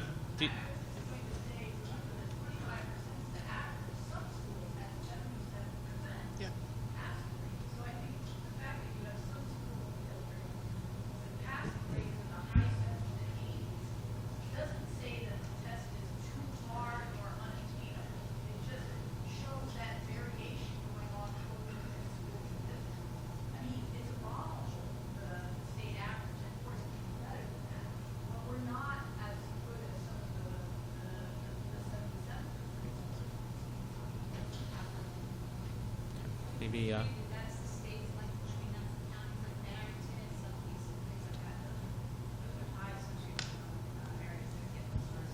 yeah, and I mean, we're going to present the information tomorrow night. Again, we'll send it out after we do at the school committee meeting tomorrow night. But I mean, there were, there were a handful of instances where we had higher scores than the Barringtons or East Greenwiches, so the communities that you typically score a little higher than us. So there was a lot of variation within what have typically been the top performing states. Again, we'd come back to this is a new test. We really can't be making comparisons, wholesale to previous results on kneecap and other assessments. But hopefully we'll just continue. It's all about steady, continuous improvement moving forward, and that's going to be our goal.